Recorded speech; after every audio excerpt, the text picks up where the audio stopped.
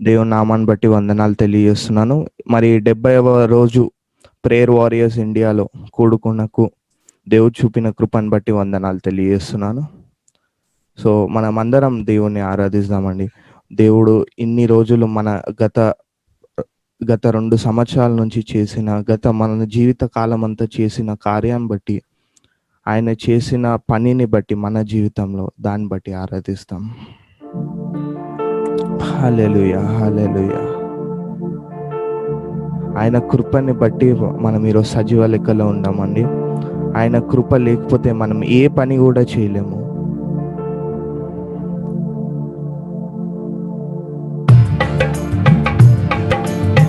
నిలువున రేగిన తుఫానులో నిలిపెను నీ కృపయే. నిలువున రేగిన తుఫానులో నిలిపెను నీ కృపయే. నాయడ చెలరేగే నీ కృపయే. నాయడ చెలరేగే నీ కృపయే. కృప తప్ప వేరొకటి లేదయా. నీ కృప తప్ప వేరెవరు యేసయ్యా. అందరు కలిసి కృప తప్ప వేరొకటి లేదయా. నీ కృప తప్ప వేరెవరు యేసయ్యా.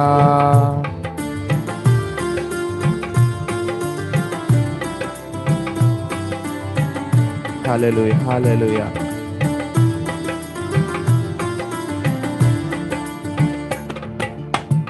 నీ కృప నన్ను విడువనిది, ఎడబాయనిది.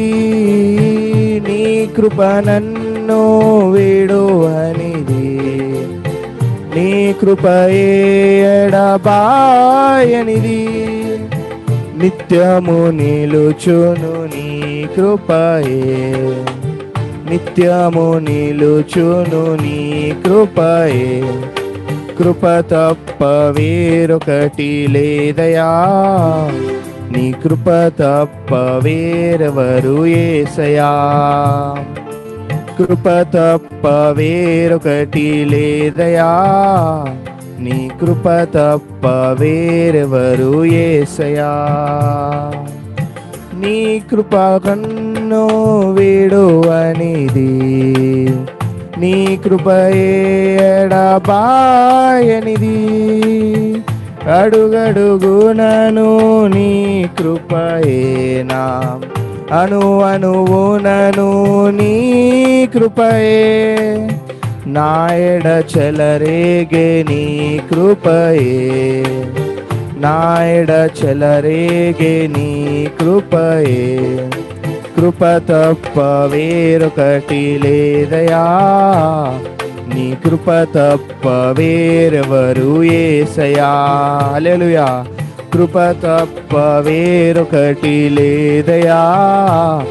నీ కృప తప్ప వేరెవరు యేసయ్యా. యేసయ్యా, యేసయ్యా, యేసయ్యా, యేసయ్యా, యేసయ్యా, యేసయ్యా, యేసయ్యా, యేసయ్యా, యేసయ్యా. అందరు కలిసి యేసయ్యా, యేసయ్యా, యేసయ్యా, యేసయ్యా.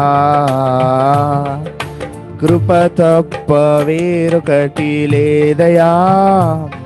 నీ కృప తప్ప వేరెవరు యేసయ్యా.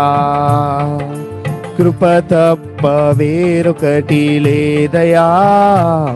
నీ కృప తప్ప వేరెవరు యేసయ్యా. కృప తప్ప వేరొకటి లేదయా. నీ కృప తప్ప వేరెవరు యేసయ్యా. ఆమేన్, హల్లెలూయా. దేవుడు ఆయన కృపను బట్టి మన జీవితంలో ఆయన చేసిన మేలును బట్టి వందనాలు తెలియజేస్తున్నాం. సుందరుడు, అతిశయుడు, మనోహరుడు మన దేవుడు, మన యేసు. గొప్ప దేవుడు, ఎంత గొప్ప దేవుడు అండి. అందరం ఎవ్వరు మౌనంగా ఉండొద్దండి, అందరం ఆరాధనలోకి వెళ్ళిపోదాం. అందరం కొంతసేపు మన భారాన్ని పక్క పెట్టి దేవుని ఆరాధిస్తాం.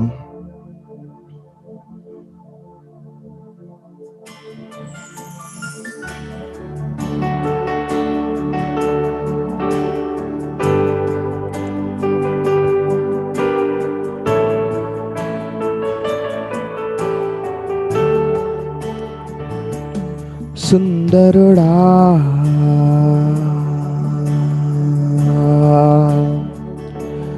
అతిశయుడా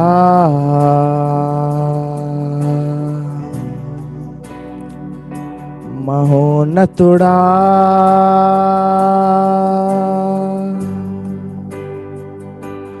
నా ప్రియుడా యేసయ్యా, సుందరుడా అతిశయుడా మహోన్నతుడా నా ప్రియుడా, సుందరుడా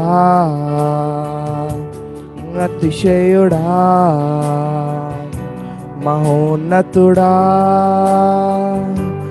నా ప్రియుడా యేసయ్యా, సుందరుడా. అందరు కలిసి అతిశయుడా మహోన్నతుడా నా ప్రియుడా. 10,000లో నీవు అతి సుందరుడవు, నా ప్రాణ ప్రియుడవు నీవే. షారోను పుష్పమా, లోయలో నా పద్మమా, నిన్ను నేను ఆరాధింతున్. సుందరుడా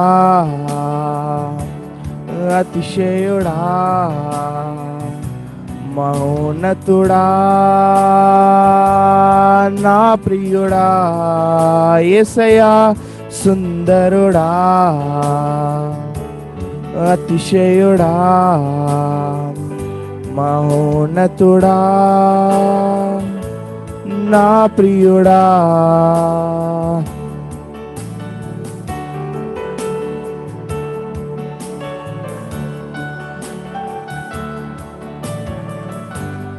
హల్లెలూయా. అందరం ఆరాధిస్తాం దేవుని.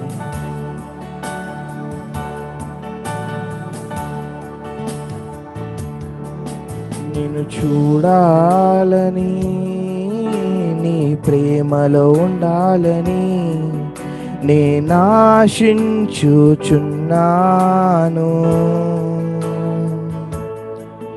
నిన్ను చూడాలని, నీ ప్రేమలో ఉండాలని నేను ఆశించుచున్నాను. సుందరుడా అతిశయుడా మహోన్నతుడా నా ప్రియుడా యేసయ్యా, సుందరుడా అతిశయుడా మహోన్నతుడా నా ప్రియుడా. యేసయ్యా, నా యేసయ్యా, నీ వంటి వారెవ్వరు. యేసయ్యా, నా యేసయ్యా, నీలాగా లేరెవ్వరు. యేసయ్యా, అందరం పాడుకుందాం. యేసయ్యా, నా యేసయ్యా,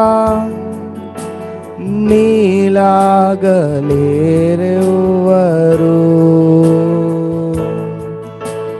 యేసయ్యా, నా యేసయ్యా, నీ వంటి వారెవ్వరు. సుందరుడా అతిశయుడా మహోన్నతుడా నా ప్రియుడా సుందరుడా అతిశయుడా మహోన్నతుడా నా ప్రియుడా యేసయ్యా సుందరుడా అతిశయుడా మహోన్నతుడా నా ప్రియుడా నీతోనే నా జీవితం యేసయ్యా నీతోనే నా జీవితం నీతోనే నా జీవితం యేసయ్యా నీతోనే నా జీవితం నా ప్రభు నీవే నీవే నా సర్వము నీవే మహిమా మహిమా నీకే ఘనత నీకే మహిమా నీకే ఘనత నీకే యేసయ్యా యేసయ్యా నా యేసయ్యా నీలాగలేరెవ్వరు యేసయ్యా నా యేసయ్యా నీ వంటి వారెవ్వరు మహిమా నీకే ఘనత నీకే మహిమా నీకే ఘనత నీకే యేసయ్యా అందరం కలిసి పాడదామండి నా యేసయ్యా నేను ఆరాధింతును యేసయ్యా నా యేసయ్యా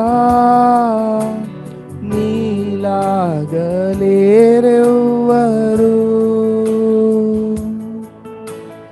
యేసయ్యా నా యేసయ్యా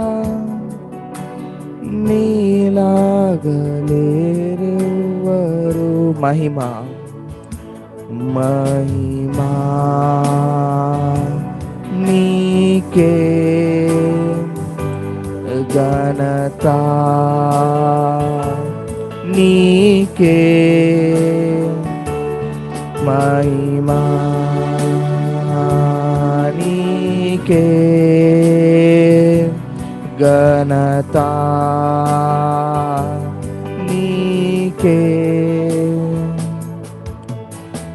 యేసయ్యా నా యేసయ్యా నీలాగలేరెవ్వరు యేసయ్యా నా యేసయ్యా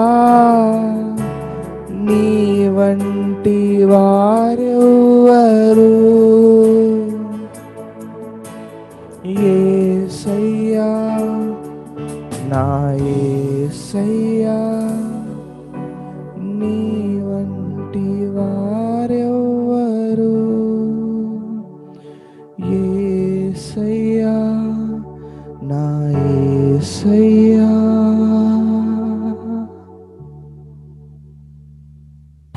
hallelujah praise the Lord thank you so much brother. Let me tell you the message or the revelation or the Rhema word that God has given to me.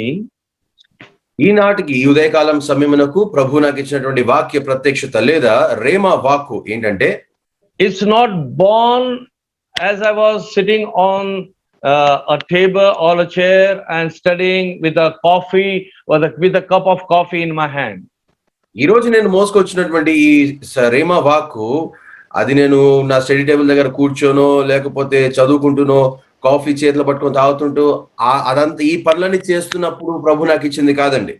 But this message is born when I am going through difficult problems and difficult situations.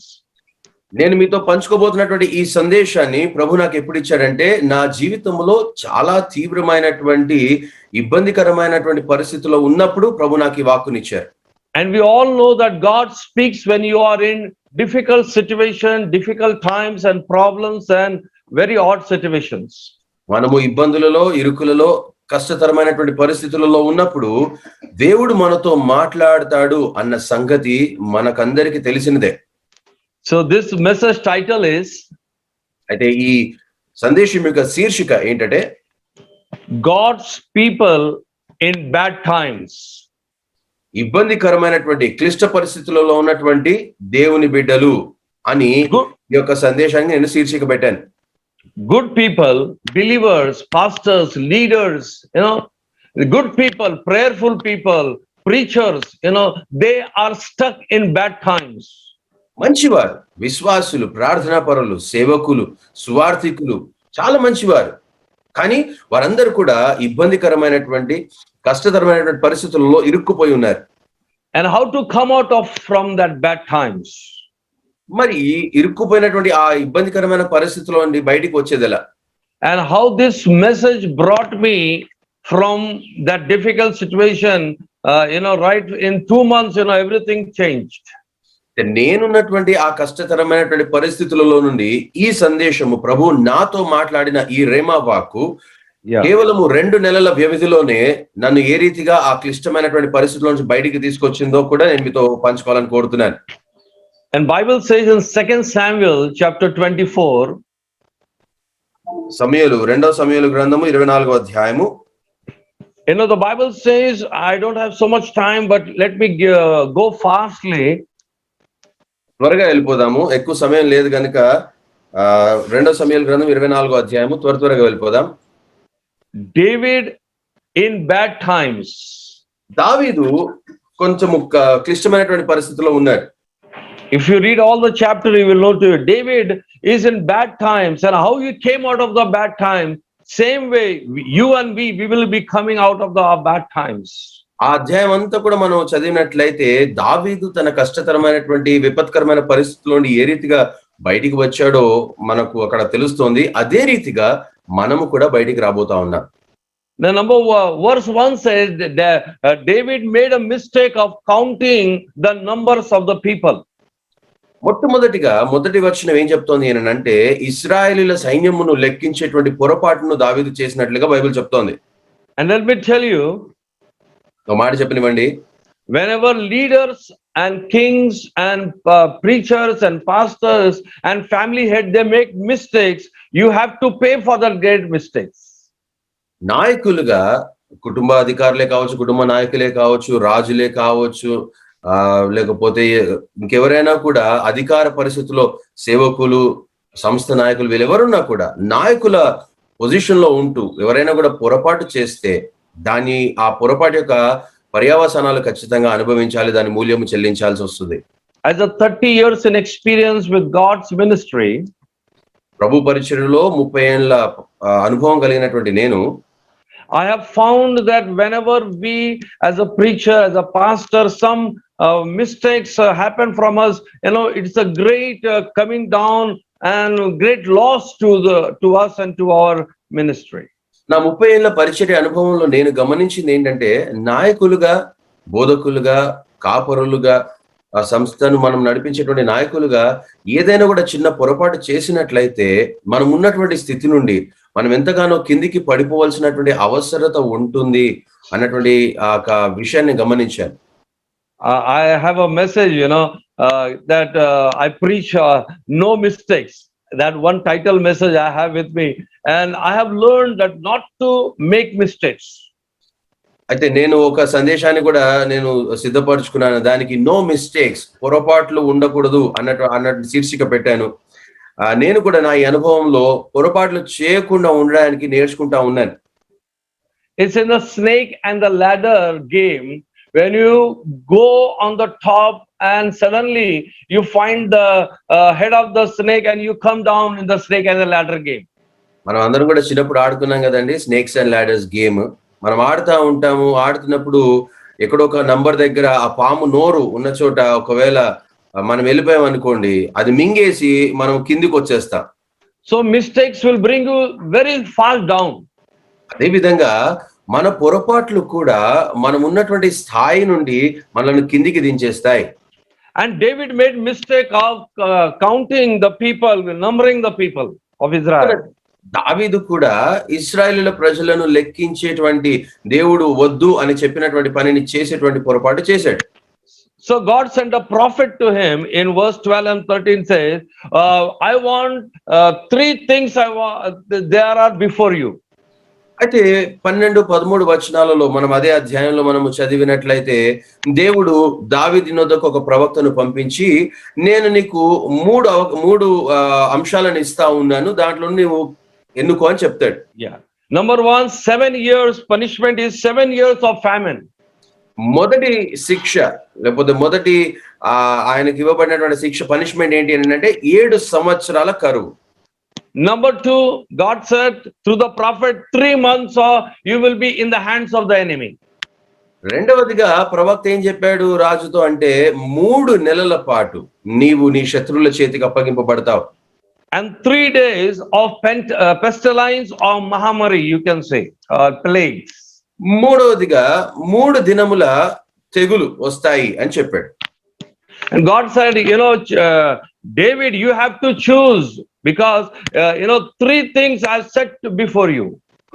అయితే దేవుడు దావీదుతో ఏమన్నాడంటే, దావీదు నువ్వు ఎన్నుకోవాలి, 3 అంశాలను నేను ముందు పెట్టాను కనుక నువ్వు ఎన్నుకోవాలి.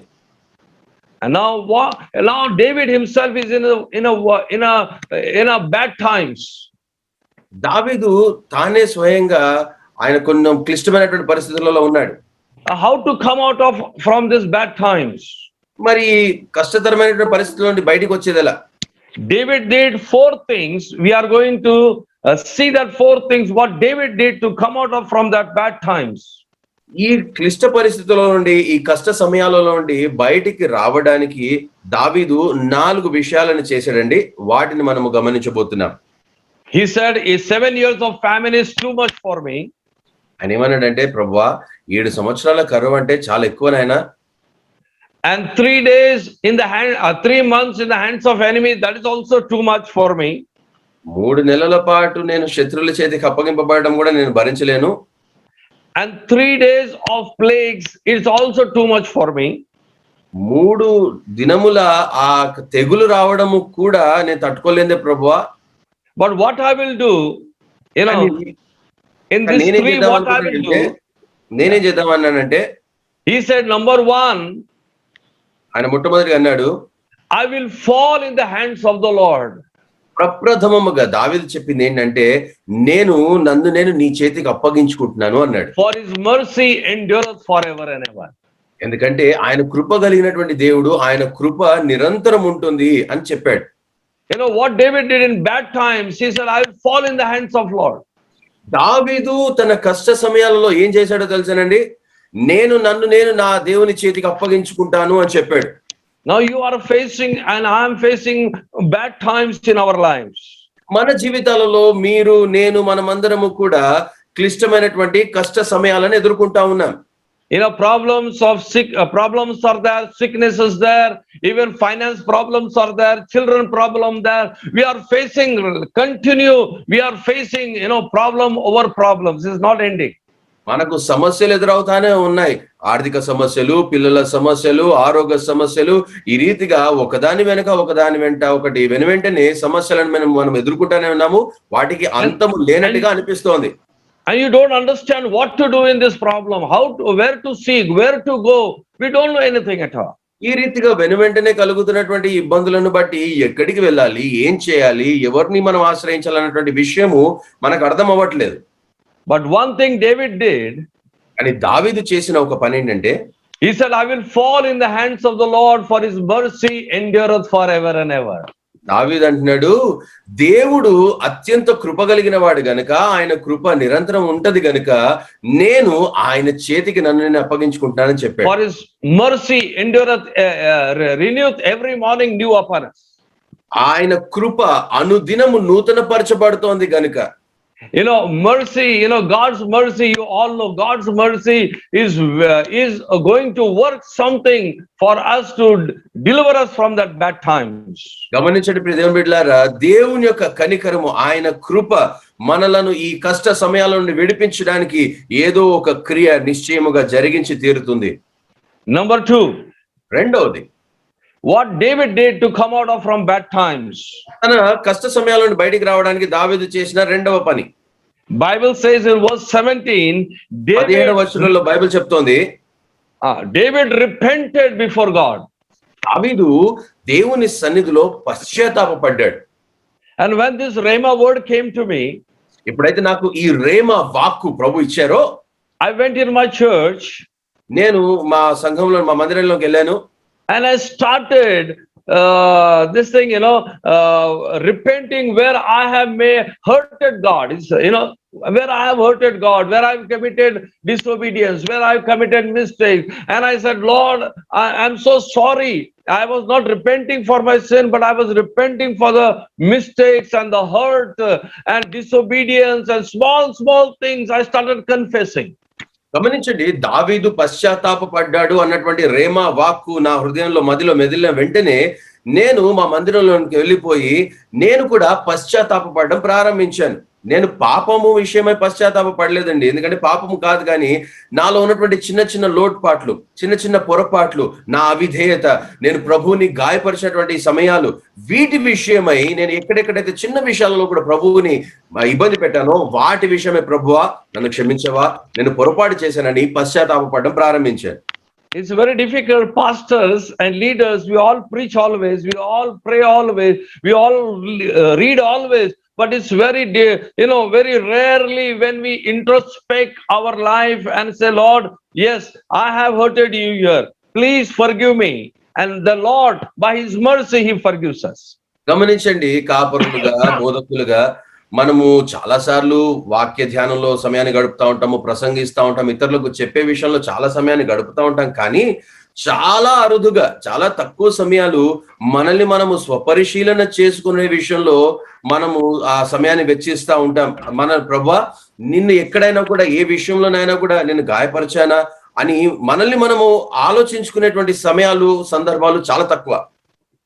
And the Lord said to me, అది ప్రభు నాతో చెప్పారు, it's very important, you should, mistakes pastors and leaders and we all do is sometimes we speak, chocolate coated lies we speak.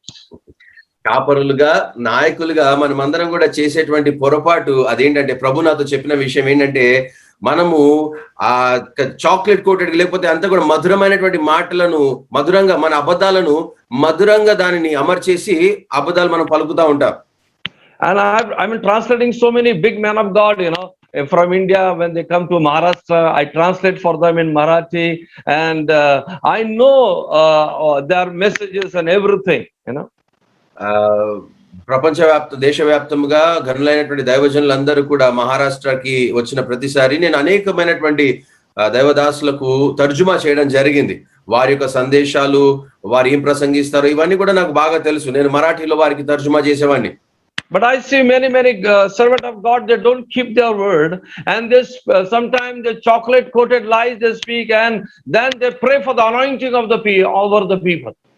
అయితే ఇటువంటి ఈ నేపథ్యంలో నేను అనేకమైనటువంటి సేవకులకు తర్జుమా చేసిన సమయంలో నేను గమనించిన విషయం ఏంటంటే, వారు దేవుని వాక్కును యథార్థంగా పలకక వారి యొక్క అబద్ధాలను కొంచెం మధురంగా దానిని ఏదో సుందరంగా అలంకరించి ప్రజెంట్ చేస్తూ దాని తర్వాత దేవుని అభిషేకము, పరిశుద్ధాత్మని యొక్క కదలిక కొరకు వారు ప్రార్థిస్తూ ఉంటారు.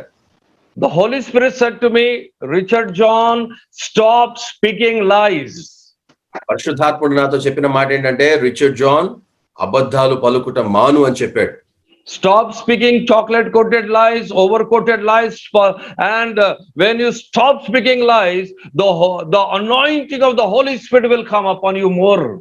పరిశుద్ధాత్ముడు నాతో చెప్పినటువంటి విషయం ఏంటి అంటే, నీవు నీ అబద్ధాలను ఆ రీతి అలంకరించేసి మధురంగా కనపరిచేసి వాటిని అది చేయడం మానేసి, అబద్ధాలు చెప్పడం మానేసి, అప్పుడు నా శక్తి పరిశుద్ధాత్మ యొక్క ప్రభావం, ఆయన అభిషేకము నీ మీదకి దిగి వస్తుంది అని చెప్పాడు. The anointing is not in the prayer of any big servant of God.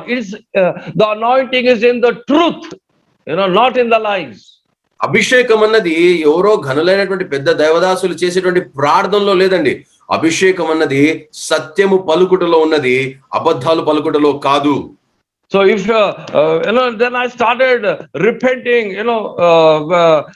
if I heard God, if I spoken by chance sugar-coated lies, so Lord, I said, please forgive me.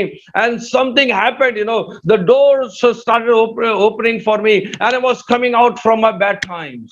పరిశుద్ధాత్ముడు నాకు ఈ మాటను చెప్పిన వెంటనే నేను ప్రభు సన్నిధిలో పశ్చాత్తాపపడము ప్రారంభించాను. నేను ఒకవేళ ప్రభువుని గాయపరిచినటువంటి సన్నివేశాల గురించి జ్ఞాపకము చేసుకొని వాటి విషయమై క్షమాపణ వేడుకున్నాను. నేను పలికినటువంటి అబద్ధాలు అవి మంచివైనా చెడ్డవైనా, అవి కొంచెము మధురంగా అనిపించినా, ఎటువంటి అబద్ధాలైనా కూడా ప్రభు సన్నిధిలో క్షమాపణ అడగడము నేను ప్రారంభించిన కొలది నాకు ద్వారాలు తెరవబడ్డాయి. నేను మెల్లమెల్లగా నా సమస్యలలో నుండి బయటికి రావడం ప్రారంభించాను. Number 3, మూడోదిగా, how to come from bad times, how David came out from the bad times. దావీదు తన కష్ట సమయాల నుండి బయటకు వచ్చినటువంటి విధానాలలో మూడవది, The Bible says he built an altar. Bible చెప్తోంది దావీదు ఒక బలిపీఠాన్ని కట్టాడు. So when you and I have an altar, మీరు నేను మనము కూడా ఒక బలిపీఠాన్ని కలిగినట్లయితే, God speaks to us, as we come to the altar. మనము ఆ బలిపీఠమును చేరగా దేవుడు మనందరితో మాట్లాడతాడు. Noah built an altar and God spoke with him, made a covenant with him. నోవాహు బలిపీఠాన్ని కట్టిన పిమ్మట దేవుడు అతనితో మాట్లాడి అతనితో నిబంధనను స్థిరపరిచాడు. Moses built an altar and God spoke with him. మోషే బలిపీఠమును కట్టగా దేవుడు అతనితో కూడా మాట్లాడాడు. As a pastor, Abraham built altar, David built altar, Solomon built altar, and the same night God started speaking with them. When you have an altar, God will speak the Rhema word to you. సేవకులైనటువంటి మీ అందరికీ కూడా తెలిసిన విషయమే, అబ్రహాము, దావీదు, సొలొమోను వీరందరూ కూడా బలిపీఠములను కట్టిన వారే. వారు బలిపీఠమును కట్టినటువంటి ఆ రాత్రే దేవుడు వారందరితో కూడా మాట్లాడాడు. మనము బలిపీఠము కట్టిన ప్రతిసారి ఆయన తన రేమా వాక్కుతో మనతో మాట్లాడతాడు. And number 4, నాలుగవదిగా, in your bad times, give sacrifice and give to the people of God, and you will receive a miracle. గమనించండి, మీ కష్ట సమయాలలో నాలుగవదిగా మనం చేయాల్సింది ఏంటంటే, మనము త్యాగపూరితముగా దేవునికి, దేవుని బిడ్డలకు మనము ఇవ్వాలి. ఇచ్చినట్లయితే దేవుడు మన జీవితంలో అద్భుతము చేస్తాడు. David says, I will not offer anything unto the Lord that doesn't cost me anything. దావీదేమంటాడో తెలుసా అండి? చక్కటి మాట. దావీదంటాడు, నాకు వెల కలగనిది, నేను వెల చెల్లించకుండా, నేను ఖరీదు పెట్టకుండా దేవునికి ఏది కూడా ఇవ్వను అంటాడు. So in your bad time, start giving to small gifts or small sacrifices, your small little help to other servant of God. కనుక మీ సమయాలలో, మీ కష్ట సమయాలలో మీరేం చేయాలో తెలుసా? ఇతర దైవ సేవకులకు కానీ, మందిరానికి కానీ, సేవకులకు, మీ సేవకులకు మీరేం చేయాలి అని అంటే, చిన్న చిన్న కానుకలు త్యాగపూరితంగా మీరు ఇస్తా ఉండాలి. It's very easy to give in God times when you have money, but it's very difficult when you don't have money, and that time you wanted to give, and whatever you have, you start sowing and giving in your bad time. That will open doors for you mightily, for financial doors for you in a mighty way. I did it and it happened for me. గమనించండి, అంత బాగున్నప్పుడు, మన దగ్గర డబ్బులు ఉన్నప్పుడు ఇవ్వడము చాలా సులువే, మనం ఇస్తా ఉంటాము. కానీ మనకు కష్టాలు ఉన్నప్పుడు, మన దగ్గర కొరతగా ఉన్నప్పుడు మన దగ్గర ఉన్న దానిని తీసుకొని అది విత్తనాన్ని విత్తడము నాటడం అన్నది చాలా కష్టతరమైనటువంటి పరిస్థితి. అయినప్పటికీ కూడా నేను దానిని చేశాను, నేను దాని వలన దీవింపబడ్డాను, మీరు కూడా చేయండి. మీ కష్టతరమైన సమయాలలో కూడా మీ సేవకునికి, మీ పై నాయకులకు, మీ తోటి సేవకులకు, ప్రభు పరిచర్యకు మీరు కానుకలు ఇవ్వండి, విత్తనాలు విత్తండి, దేవుడు దీవిస్తాడు. Let me tell you a small my personal experience, and then I will close it. Okay. నేను ఒక చిన్న నా వ్యక్తిగత అనుభవమును మీతో పంచుకొని నేను ముగిస్తాను. Last 2 months, I had from 3.5 years, I had a great financial problem. గత 3.5 సంవత్సరాలుగా చాలా తీవ్రమైనటువంటి ఆర్థిక ఇబ్బందిలో నేను ఉంటున్నానండి. And nearly 75,000 every month I have to pay EMI. నేను సుమారుగా 75,000 ప్రతి నెల 75,000 కిస్తీ నేను కట్టాలి. And I was stuck in that financial bad times. నేను ఆ ఆర్థిక ఇబ్బందులో, ఆ ఆర్థిక లోటుపాటులో ఇరుక్కుపోయాను నేను. And this word of God came to me, this Rhema came to me just 2 months before. నాకు ఈ రేమ కేవలము ఆ 2 నెలల క్రితమే ప్రభు నాతో మాట్లాడారు. And God said to me, do what David did in his bad times and you will see the deliverance. దేవుడు నాతో ఏం చెప్పారంటే, దావీదు తన కష్ట సమయంలో ఏదైతే చేశాడో నీవు కూడా అదే చేయు, అప్పుడు నీవు విడుదలను పొందుతావని చెప్పాడు. Then I started giving, a little more in my bad time. When I didn't have anything, I started giving unto the Lord whatever I had. దావీదు చేసినటువంటి సమస్తమును నేను చేస్తూనే నా కష్ట సమయంలో నా దగ్గర మిగిలినవి ఏవైతే ఉన్నాయో అవి కూడా ప్రభుకి ఇవ్వడము ప్రారంభించాను. అంటే నా దగ్గర మిగిలిన డబ్బు కానీ నా దగ్గర ఉన్నది ఏదైతే ఉందో అది కూడా ప్రభుకి నేను ఇవ్వడం ప్రారంభించాను. And what happened? Suddenly, my financial breakthrough started coming. ఏం జరిగిందో తెలుసా? అకస్మాత్తుగా ఆర్థికంగా నాకు గొప్ప విడుదల కలగడము ప్రారంభమైంది.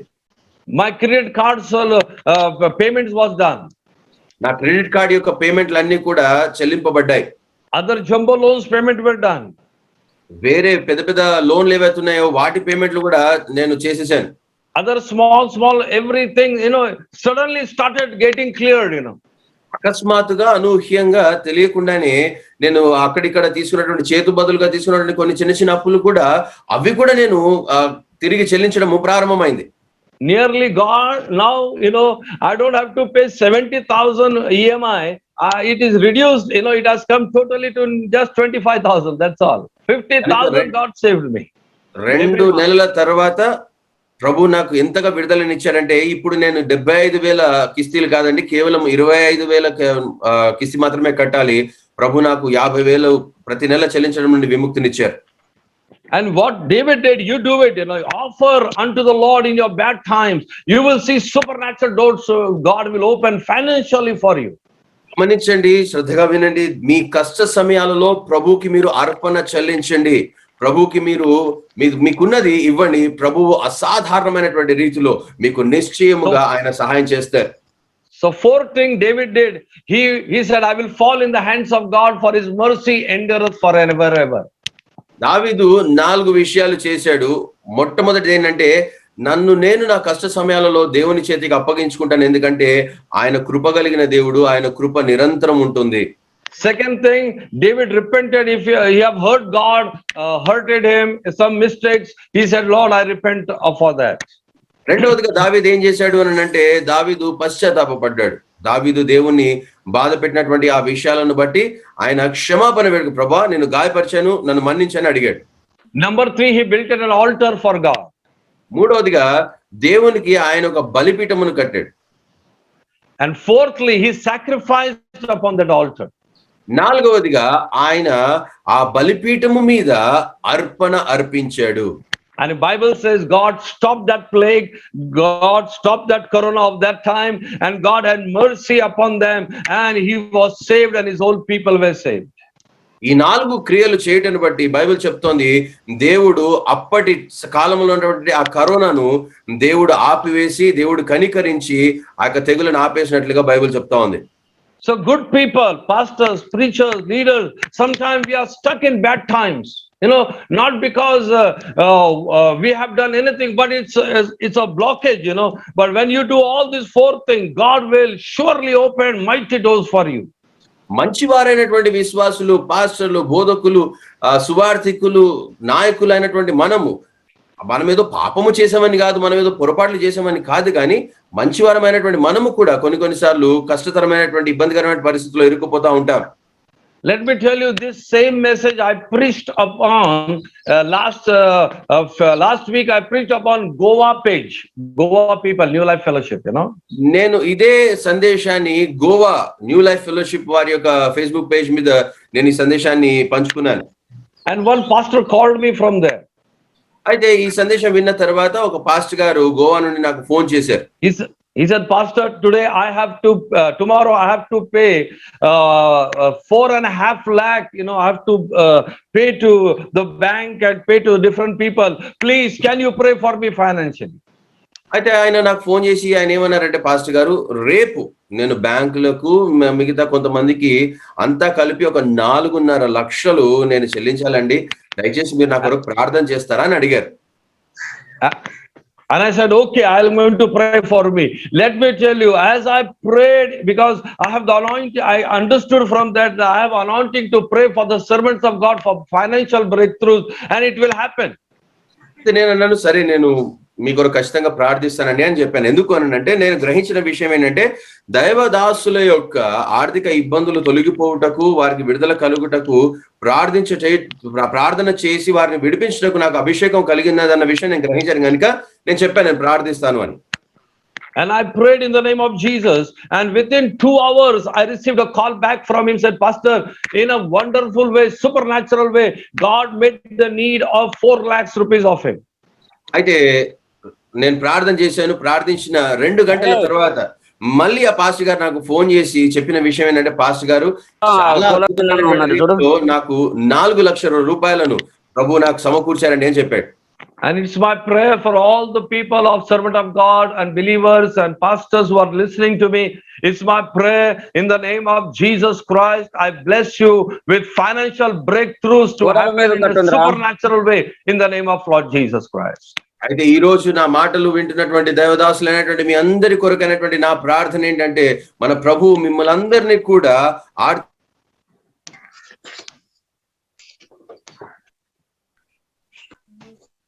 ఆర్థికముగా ప్రభు మిమ్మల్ని దీవించి ఆశీర్వదించి మిమ్మల్ని విడుదల చేయాలన్నది, అసాధారణమైనటువంటి సమకూర్పు ప్రభు మీకు దయచేయాలన్నది నా ప్రార్థన. So may God bless you richly. Thank you for giving me opportunity.